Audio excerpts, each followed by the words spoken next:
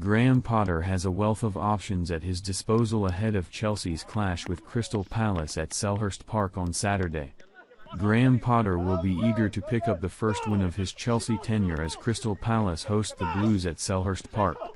The former Brighton and Hove Albion boss will undoubtedly receive a hostile reception at the home of the Eagles, though he'll be hoping the West Londoners can spare his blushes.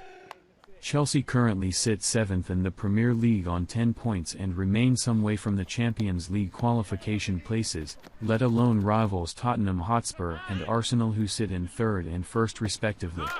The international break will have given Potter some time to not only assess the performances of his players away with their countries but also work closely with the players who stayed at Cobham training ground.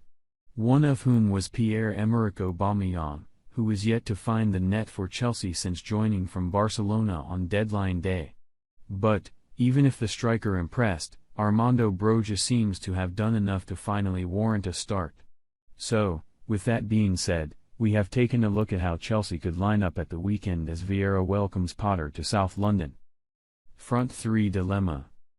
Potter has a wealth of attacking options at his disposal, with many of whom climbing and slipping down the pecking order at Chelsea. Armando Broja has impressed when called upon for the Blues this season, namely his cameo off the bench against RB Salzburg in the Champions League. The striker will likely be looking to start at least one of either the Palace or AC Milan fixtures, and the former could be the perfect opportunity for him to truly kickstart his campaign. With Broja starting, it leaves 2 vacant positions, left and right inside forward. Raheem Sterling is well poised to feature in the front 3, thought he did appear in a fluid left wing-back role in the clash prior to the international break. This leaves the right attacking position up for grabs, with Kai Havertz, Mason Mount, Hakim Ziyech, Aubameyang and Christian Pulisic chomping at the bit. The Germany international impressed for Hansi Flick's side when slipping into the number 10 role, which makes for an interesting thought. Havertz, who looks to have entered some great form, could do so again against Palace in a dynamic front 3.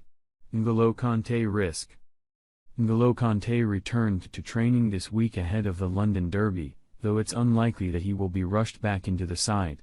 Meanwhile, Mateo Kovacic and Jorginho both impressed for their respective countries and are well positioned to start. Conor Gallagher scored a decisive goal for England under-21s as they beat Germany 3-1. But the 22-year-old featured in an advanced role as opposed to in a pivot, potentially making him an option for Potter's front 3 one day. Strong backline chance. The clash against Palace could be the perfect chance to trial and test Chelsea's best backline, on paper. With Ben Chilwell at left wing-back, Marc Cucurella or Kalidou Koulibaly at left centre-back, Thiago Silva at centre-back, Wesley Fofana at right centre-back and Reece James at right wing-back, Potter could have a perfectly balanced offense which caters for both attacking and defensive duties.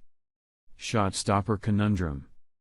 Edward Mendy found himself on the bench against Dinamo Zagreb due to a combination of a knee injury and the chance to give Kepa Arrizabalaga minutes. The Senegal international is in his worst run of form since joining Chelsea in 2020, though his quality cannot be overlooked ahead of the Palace clash.